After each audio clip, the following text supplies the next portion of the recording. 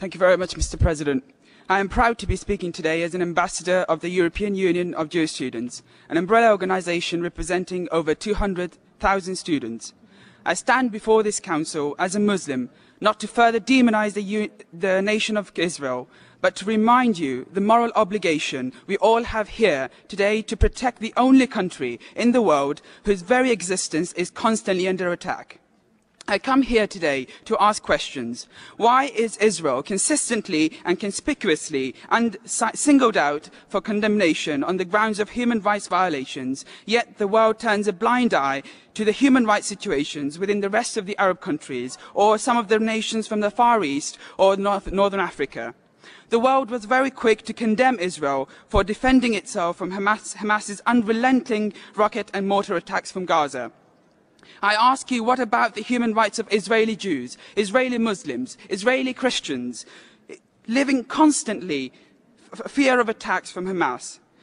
Are their human rights not as important as the rest of the international community? EUJS, as a youth movement, believes in the tolerance and campaigns heavily on non-discrimination of all. We have taken a number of actions to fight Islamophobia, anti-Semitism and Christianophobia. It is, however, a fact of history, and it is a fact of our nature, that we can choose to be between good and evil. And let us not forget that even now, there are those who would choose evil and would launch another Holocaust if left unchecked.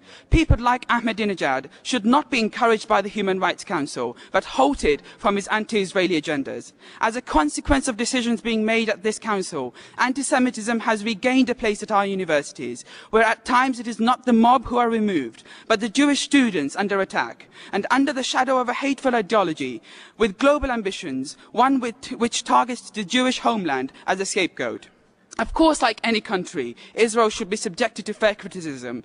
And like any free country, Israel subjects itself to such criticism. However, when there are members of the international community present here today who do not even accept the existence of Israel, how will such a nation ever be subjected to fair criticism?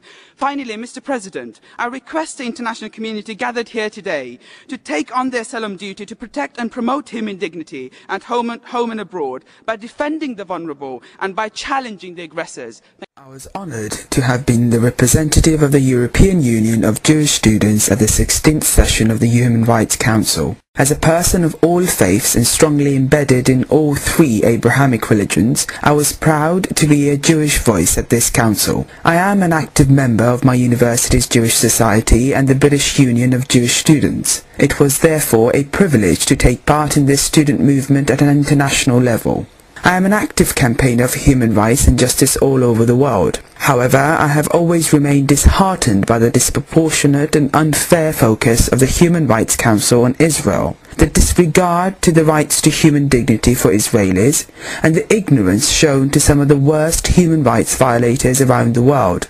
I have spoken where I can via the United Nations Non-Governmental Liaison Service and various other NGOs and civil societies criticizing the Council for acting according to political considerations as opposed to human rights. However, I have never been more concerned of the consequences of the Human Rights Council's resolutions against Israel. As a result, we now see anti-Semitism having a stronger voice at our universities. It is for this reason I felt my voice was strongest represented from the largest Jewish student voice at the Human Rights Council.